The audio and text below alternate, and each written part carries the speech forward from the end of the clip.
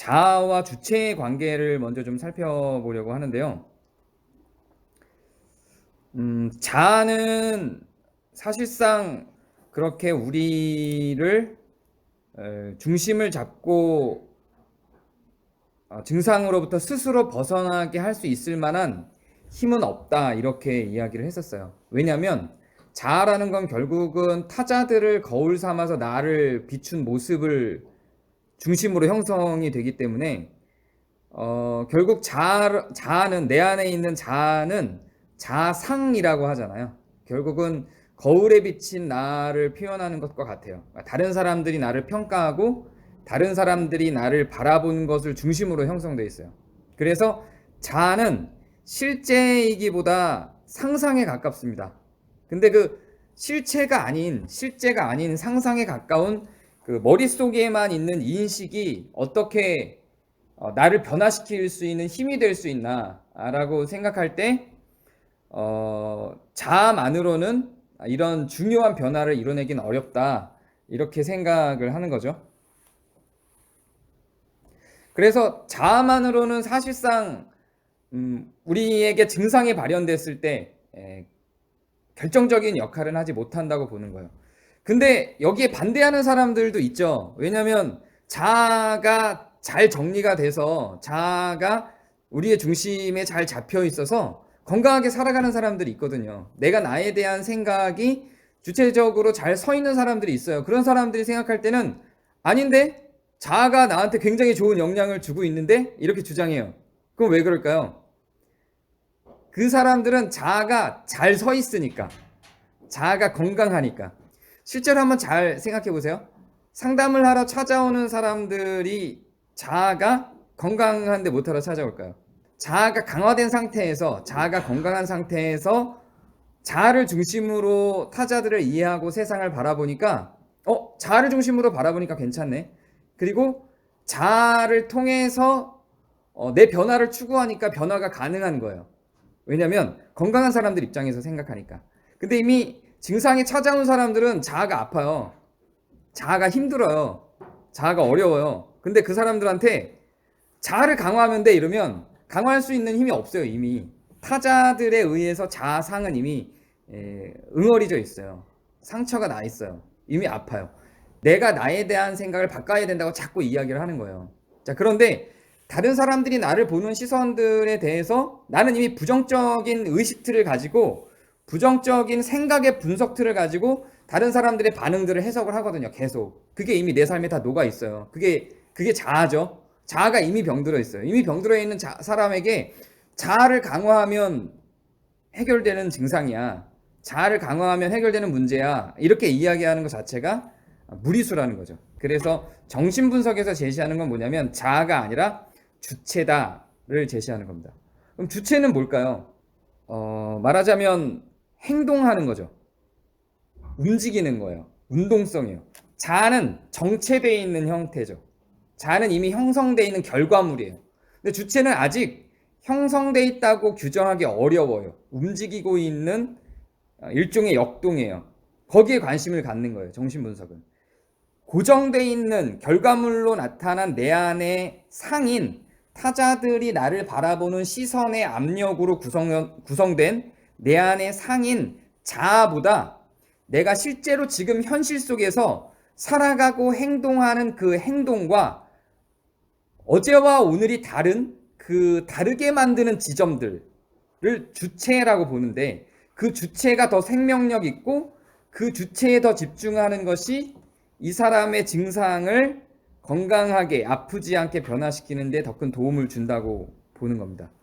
결국 우리는 타자들과 살아가는 세상 속에 살아가고 있죠. 다른 사람들로부터 벗어날 수 없어요. 혼자서 살면 살수록 부정적 자아가 강화됩니다. 다른 사람들로부터 상처를 받기 때문에 혼자서 살기로 결정하고 자기만의 세계로 들어가는 사람들은 이렇게 타자들로부터 상처받아서 나온 증상이 있을 때 우울증으로 빠지게 됩니다.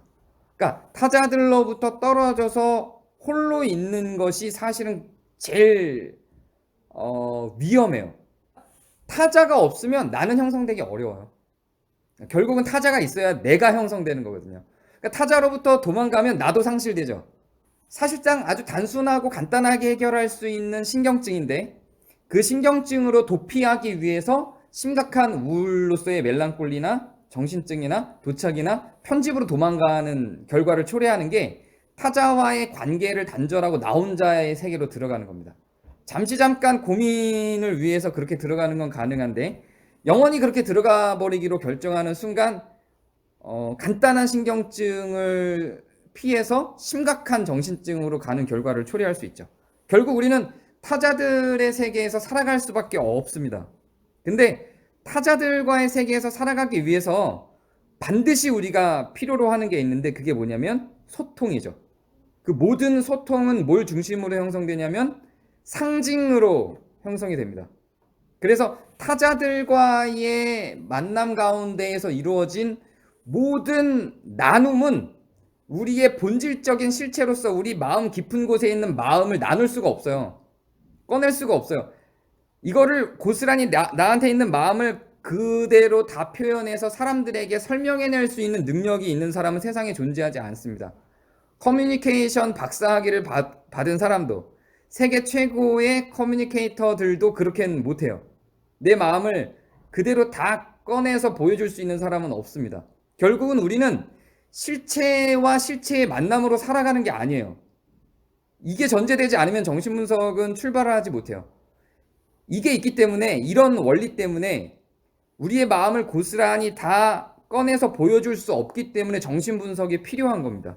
만약에 모든 사람들이 커뮤니케이션에 있어서 억압된 게 없이 숨겨진 게 없이 모든 우리의 마음을 다 드러내서 보여주고 살아갈 수 있다면 정신분석 할 필요가 없죠. 그냥 소통하면 돼요. 보여진 것만으로 해석하면 돼요. 근데 그렇지 않단 말이죠. 우리의 마음은 상징을 통해서 결코 다른 사람들과 완전한 소통을 가능하게 할 수가 없습니다. 반드시 숨겨지죠. 그래서 우리에게는 어릴 때부터 어떠한 습관이 생깁니다. 어떤 습관이 생기냐면 타자들과 소통 가능한 언어만을 사용하는 것. 타자들과 소통 가능한 상징만을 사용하는 것. 타자들과 소통할 수 없는 건 우리 마음에 다 숨기고 살죠. 그래서 나 스스로도 타자들과 소통 불가능한 건 다 잊어버립니다. 저 무의식 속으로 다 집어넣어버려요. 결국은 타자들의 세계에서만 우리는 살아가게 되죠.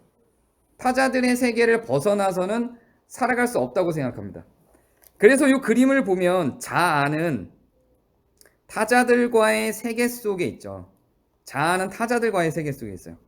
그러니까 타자들과의 세계에서 형성된 것, 타자들로부터 형성된 게 자아이기 때문에 타자들로부터 받은 상처로서의 증상을 자아로 해결할 수 있다는 건 어불성설이라는 거예요.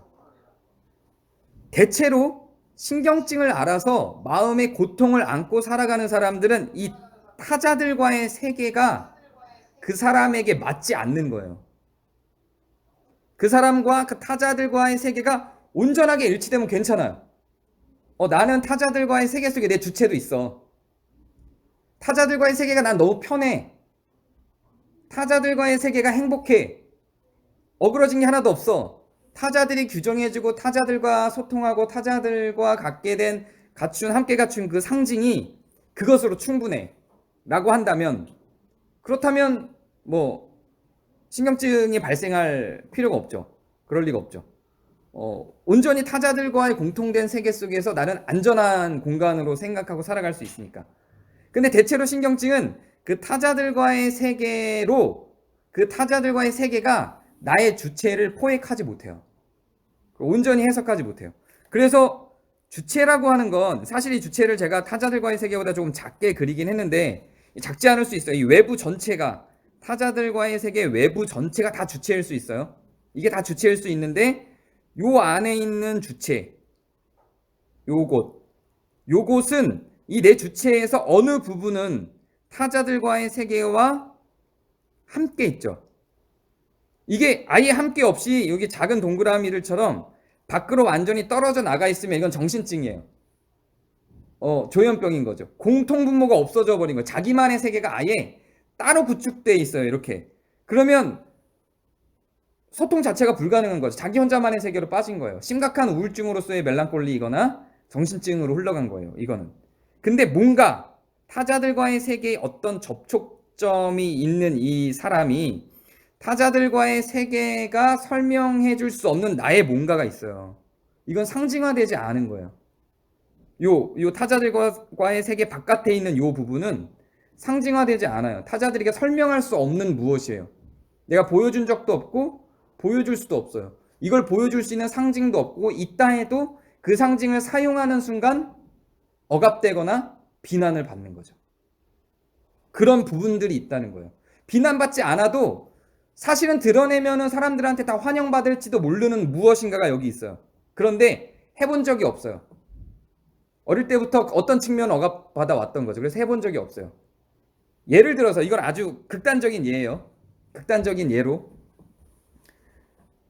반말이라고 하는 거를 그 한국 6.25 사회에서 사용을 하고 싶은 충동이 막 어릴 때부터 있었어요. 막 반말을 쓰고 살았어요. 왜냐하면 이 사람은 극단적인 예예요. 어릴 때부터 사람 모두 다 평등하다라고 하는 어떤 생각을 갖고 살았어요. 그래서 할머니고 할아버지고 아빠고 엄마고 다 반말을 하고 살았단 말이에요. 선생님이고 형이고 선배고 뭐고 간에. 자, 그런데 그렇게 할 수가 없죠. 그렇게 할 수가 없어서 요 주체는 그 사람의 그런 욕구는 밖으로 밀려나 있어요. 타자들과의 세계 안에 없어요. 근데 이 사람이 영어를 배웠네요.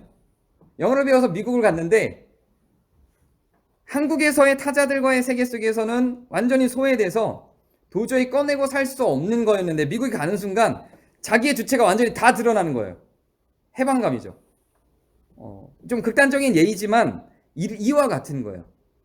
어떤 공동체 혹은 어떤 집단 혹은 타자들과의 모든 어떤 세계 속에서 사실은 건강하지만 혹은 나를 건강하게 만들 요소이지만 그 사회가 금하거나 혹은 그 부모가 금했거나 혹은 자기 스스로 타자들의 시선을 보고 금하기로 결정했거나 그것이 무엇이든지 어떤 것이든지 간에 그 타자들과의 세계 밖으로 벗어나 있는 게 있다는 거예요. 요 지점이 주체를 구성하는 중심 지점입니다.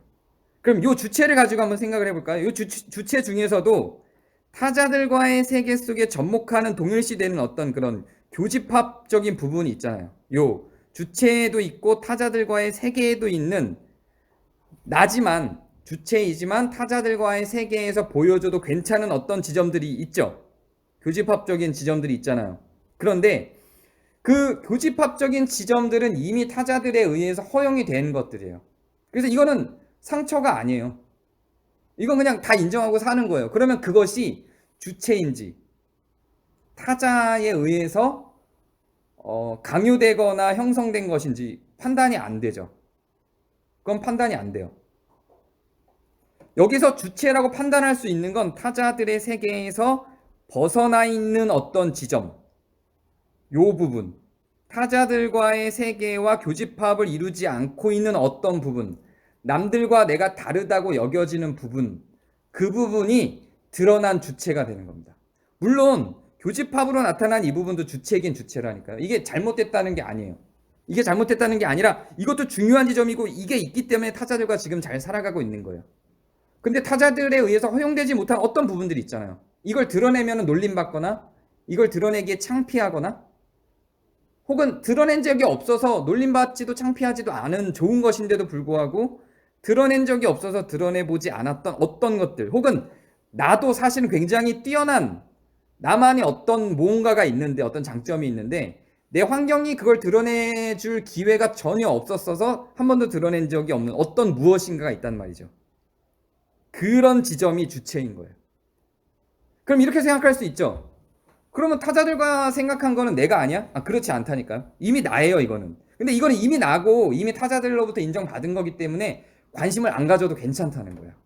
주체이지만 굳이 관심 가질 주체는 아니에요. 이미 인정된 주체니까. 근데 나를 아프게 하는 것, 증상을 가진 사람들이 증상으로 드러나는 지점은 어디냐면 바로 요 지점이라는 겁니다. 타자들과의 세계에서 벗어나 있는 어떤 나. 그래서 나를 변화시키는 건 나를 건강하게 만드는 것, 나에 대해서 고민하게 만드는 것, 내가 집중해야 되는 것은 이미 타자들의 세계 속에 있어서 타자들에 의해서 형성된 자아가 아니라 타자들로부터 인정받지 못하거나 타자들에게 발현한 적이 없는 어떤 것, 그게 바로 주체라는 거죠. 그러면 이 주체를 어떻게 찾아갈까요? 어떻게 찾아가냐면 내 안에 있는 타자의 목소리들이 있잖아요. 타자가 심어준 내 안에 있는 어떤 것들을 하나하나 벗어보는 거예요. 이게 나쁘니까 완전히 없애라는 게 아니라 인지적으로 벗어보는 거예요. 예를 들면 뭐 예의 바른 것, 이것은 내 주체가 아닐 수 있잖아요. 예의 바른 것, 이런 건 내 주체가 아니고 그냥 한국 사회가 원하니까 거기에 적응한 걸 수 있죠. 예의 바른 것, 뭐 공부를 잘하는 것, 이거 공부를 잘하면 인정받는 건 뭐 한국 사회가 다 그냥 하고 있는 거니까요.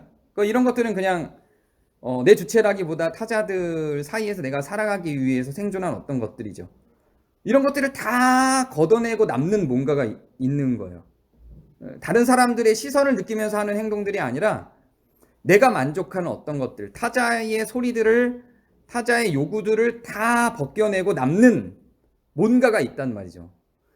근데 그걸 남겨놓고 보면 그것이 타자들 세상으로, 타자들의 세계로 다시 들어가도 되는 것도 있지만 다시 들어갈 수 없는 것도 있다는 얘기죠.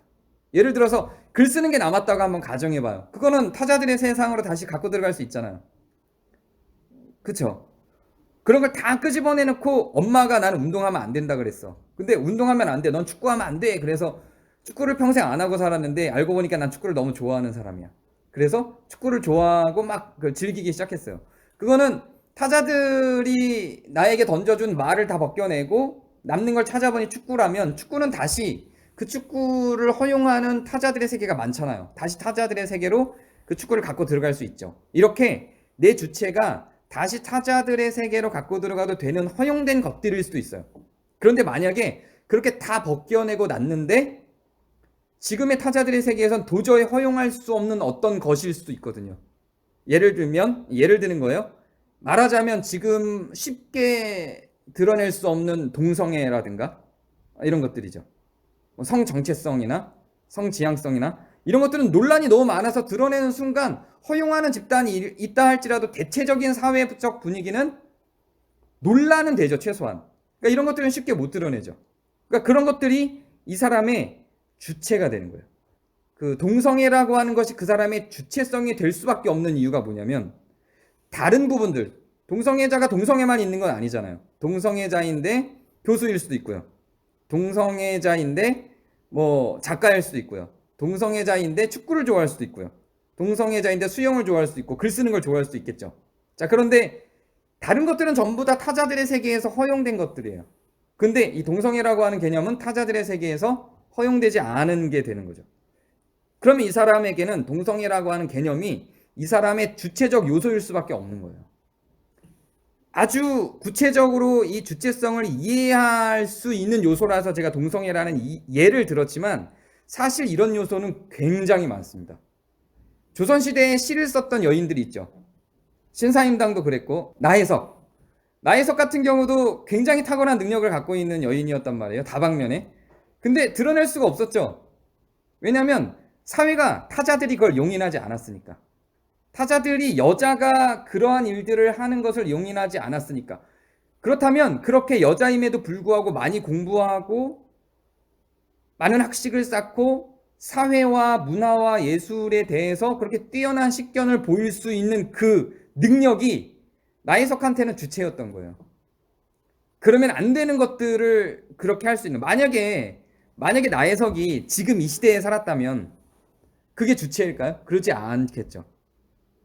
왜냐하면 이미 보편화가 됐어요. 나혜석이 갖고 있었던 그 당시의 주체성은 이미 보편화가 됐어요. 지금 아주 극단적인 예를 들기 위해서 나혜석이나 이 동성애자들의 예를 들었지만, 이 주체성이 무엇인지에 대해서 설명하기 위해서 예를 들었지만 사실 우리의 삶에는 사소하게 이런 것들이 굉장히 많고 그러한 사소한 것들이 우리를 신경질 나게 만들어요. 신경질은 신경증하고 굉장히 근사한, 가까운 거리에 있는 이웃입니다. 신경증이라는 것 자체가 그 안에 강박증, 히스테리, 우울증, 불안증 하면서 전문적인 증상의 명칭을 담아내고 있지만 결국은 신경증은 뉴런에서 출발을 하는 거거든요. 뉴로시스잖아요.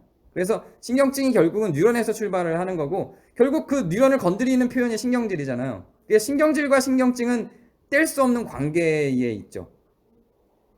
그래서 내가 타자들에게 용인받지 못하는 어떤 부분이 있다는 것은 그거 자체로 그냥 주체성이에요. 그것이 그 사람의 인생에서 아주 중요하지 않아도 그래요. 아주 중요하지 않아요. 내 인생에서는 사실 내가 동성애자라고 하는 건, 저 동성애자 아니지만 네, 예를 드는 거예요. 저는 결혼을 했어요. 아이도 있어요. 자, 제가 동성애자라고 하는 거는 이 사회에서 민감하게 반응하지만 내 인생에서 중요하지 않아요. 나는 유명한 교수고 유명한 화가고 유명한 작가고 뭐 정치인이고 뭐 이렇단 말이에요. 아니면 법관이고 뭐 이래서 그거 아니어도 나는 충분히 인정받을 수 있는 공간이 많아요. 그런데 그 사람한테는 그게 굉장히 중요해져요. 인생 전체를 놓고 보면 아무것도 아닌 것 같은 미비한 곳인데 그게 이 사람의 인생 전체를 뒤흔들 수 있을 만한 중요한 요소로 작용을 합니다. 왜냐하면 그것만 유일하게 타자들 세상에서 인정받지 않는 어떤 요소기 때문에 그래요. 그럼 그걸 드러내 줬을 때 이 사람들이 갖고 있었던 신경증이 치료가 되는 겁니다. 그걸 상담사들이 할 수 있는 거예요. 어떻게 거기에 접근을 하느냐, 이게 문제인 거죠. 어떻게 접근을 하느냐. 이런 이론에 대해서, 이런 정신분석에서 이런 이론들을 펼치면 일반 심리학들은 보편성을 가지고 계속 사람들의 심리적 원리를 구성하잖아요. 그러니까 보편적인 사람들의 심리적 원리로 자꾸만 이야기를 하니까 이렇게 보편적이지 않은 심리적 원리를 이야기하는 걸 견디지 못하는 거예요. 그런데 정신분석을 하는 사람들은 보편적인 심리적 원리는 연구할 의미가 없는 거예요. 왜냐하면 아프지 않으니까 그냥 살면 돼요. 근데 정신분석을 받으러 오는 사람들은 마음이 아픈 사람들이거든요.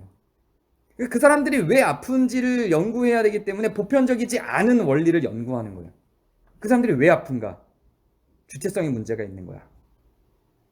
이럴 때 그 사람의 정체성을 발견하기 위해서 그 주체성에 접근할 수밖에 없는 겁니다. 그래서 주체라고 하는 건 바로 타자들과의 세계에서 벗어나서 잡히지 않는 어떤 것이에요. 이걸 어떻게 발견하냐면 이게 이제 내러티브 탐색이 되는 거죠. 그 사람이 갖고 있는 생각 속에서 타자들의 언어를 다 벗어내고 남는 걸 찾는 거예요. 이를테면 우리 엄마가 나를 공부를 열심히 하라 그랬는데 내가 공부를 잘 못해갖고 이러면 공부를 열심히 하라 그런 건 이 사람의 언어가 아니라 엄마의 언어인 거죠. 그럼 그건 일단 주체성은 아닌 거예요. 주체성일 수도 있어요. 주체성일 수도 있지만 이 사람을 아프게 한 주체성은 아닌 거예요. 오히려 이 사람의 주체성은 어디 있을 가능성이 더 높냐면 공부하지 않은 것 속에 있을 가능성이 더 높다는 거죠. 그래서 가장 쉬운 방법은 그 사람이 보편적으로 타자들의 언어의 영향을 받아서 살아가고 있는 것들을 다 제거하고 타자들의 영향을 받지 않고 그 사람이 갖고 있는 고유한 것으로 접근하는 것. 이게 정신분석의 과정이 되는 거고요. 그게 주체에 접근하는 거예요. 그리고 이걸 조금 더 쉽게 접근하려면 억압되거나 금지된 것, 거기에 주체가 있을 가능성이 굉장히 높아요. 그래서 억압되거나 금지된 것 속으로 질문에 들어가서 접근하면 그 사람의 주체가 드러날 가능성이 훨씬 더 높아지는 거죠. 그것들에 접근했을 때 그럼 그 다음엔 어떻게 하냐, 거기에 접근한 다음엔 어떻게 하냐, 그것을 중심으로 재구성하는 거, 이 사람의 내러티브와 상징을 재구성하는 거예요. 타자들과의 세계에 같이 있어도 괜찮아요. 근데 중심은 그게 되는 거죠. 왜냐하면 타자들과의 세계에서 용인된 것들은 정말로 주체인지 타자들의 의해서 영향받은 모습인지 모르거든요. 근데 최소한 타자들의 세계에서 벗어나 있는 그 주체적 지점은 최소한 이 사람만의 것이에요. 그러면 타자들과 공유된 것은 그 사람의 주체일 수 있고 타자들의 영향을 받아서 구성된 걸 수도 있지만, 그렇지만 사실상 이 사람을 아프게 한 요소는 아니라는 거죠. 이 사람을 아프게 한 요소는 그 타자들의 언어를 벗어나 있는 어떤 지점이니까 거기서 시작해서 새로 구축하는 거예요. 그게 정신분석 과정입니다. 이를테면 여기 이제 요 그림을 보면 이게 주체잖아요. 이게 주체인데 나중에는 이 주체의 크기가 점점 커지는 거예요. 지금은 요만하고 타자들의 세계가 이만하지만 보이죠? 근데 나중에 이 주체의 크기가 점점 커져서 이 타자들의 세계 바깥에 있는 이걸 중심으로 이야기를 하고 이걸 중심으로 어떤 계획을 세우고 이걸 어떻게 드러낼까, 이걸 어떻게 향유할까, 이걸 어떻게 즐길까를 계속 이야기를 하다 보면 이 주체가 이만해지는 거예요. 점점 커지는 거예요. 이만해지는 거예요. 나중에는 나중에는 타자들의 세계 속으로 들어가도 괜찮을 모습을 띠게 되는 거죠. 숨기고 억압하고 없앴던 모습이 나중엔 타자들의 세계로 들어가도 괜찮은 모습으로 변모해 가는 거예요. 갯마을 차차차라고 하는 그 드라마가 있습니다. 혹시 보신 분 있나요? 갯마을 차차차? 보신 분 있나요? 이렇게 많이 안 봤어요? 야, 놀라운데요? 그 갯마을 차차차가 옛날에 홍반장이라는 영화를 드라마로 만든 거예요. 혹시 보신 분 있나요? 홍반장?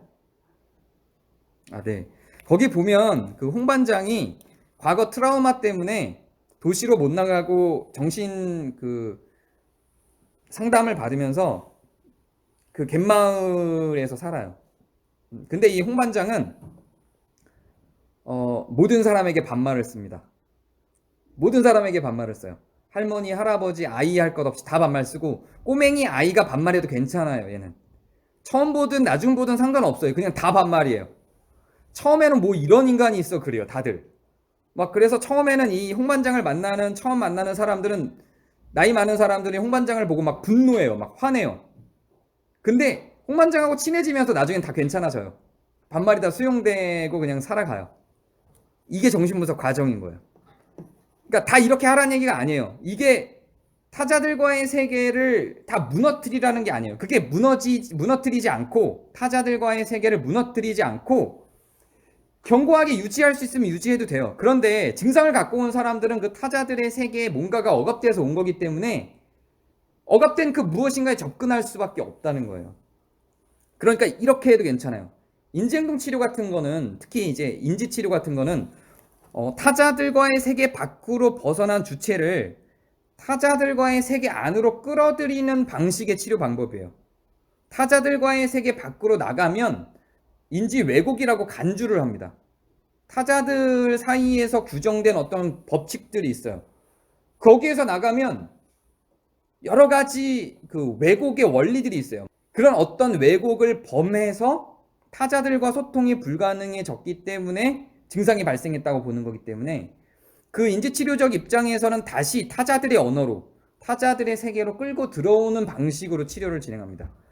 일단 이렇게 해도 괜찮아요. 일단 이렇게 해보는 거예요. 그래서 타자들과의 세계 속으로 흡수해서 잘 안착시킬 수 있다면 그래도 되는 거죠. 그런데 대체로 증상을 가진 사람들은 그럴 수 없기 때문에 증상이 발생했다는 거예요. 그러니까 그렇게 해서 가능한 정도의 수준이면 그렇게 해도 되는데 그렇게 해도 안 되고 튀어나오는 지점들이 생기거든요. 인지치료를 아무리 해도 타자들의 언어로 다시금 끌어들이는 작업을 아무리 해도 계속해서 삐죽삐죽 튀어나오는 부분들이 있어요. 그 부분들이 주체가 되는 겁니다. 그러면 그 부분들, 그 주체가 된 부분들을 중심으로 이 사람의 서사를 다시 구성하는 거예요.